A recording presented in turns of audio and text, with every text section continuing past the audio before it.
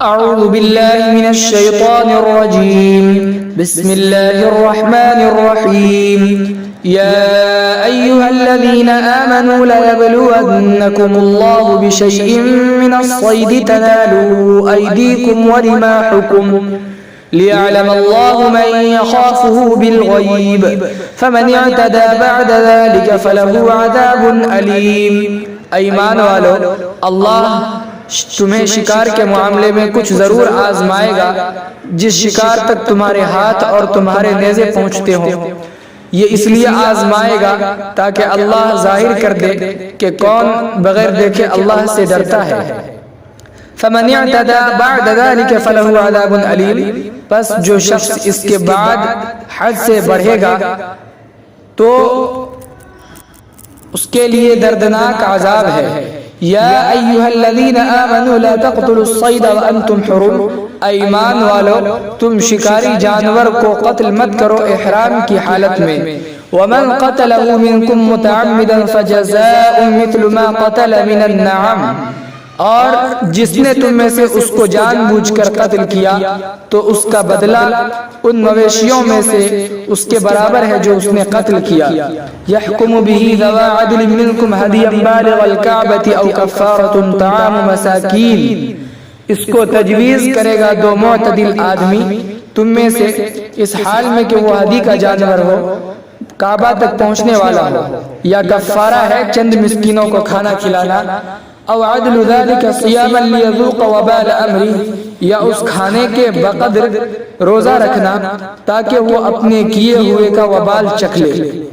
عفا اللہ عما سلف. اللہ نے درگزر کر دیا ان تمام باتوں کو جو پہلے ہو چکا ہے.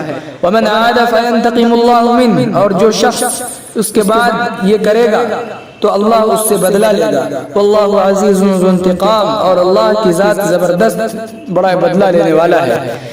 احل لکم صید البحر وطعامہ متاعا لکم وللسیارہ. تمہارے لیے دریا کا شکار حلال ہے اور اس کا کھانا تمہارے لیے فائدے کی چیز ہے اور قافلے کے لیے. وحرم علیکم صید البر ما دمتم حرما. اور تم پر خشکی کا شکار کرنا حرام ہے جب تک تم احرام میں رہو. واتقوا اللہ الذی الیہ تحشرون. اور اس اللہ سے ڈرتے رہو جس کے پاس تم لوگ جمع کیے جاؤ گے. جعل اللہ الکعبۃ البیت الحرام قیاما للناس والشہر الحرام والہدی والقلائد.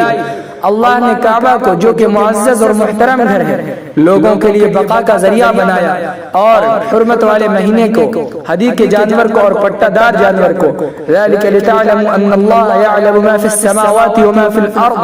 یہ اس لیے بنایا تاکہ تم لوگ جان لو کہ اللہ آسمانوں اور زمین کی تمام چیزوں کو جانتا ہے. وان اللہ بکل شیء علیم. اور یہ کہ اللہ ہر چیز سے خوب واقف ہے.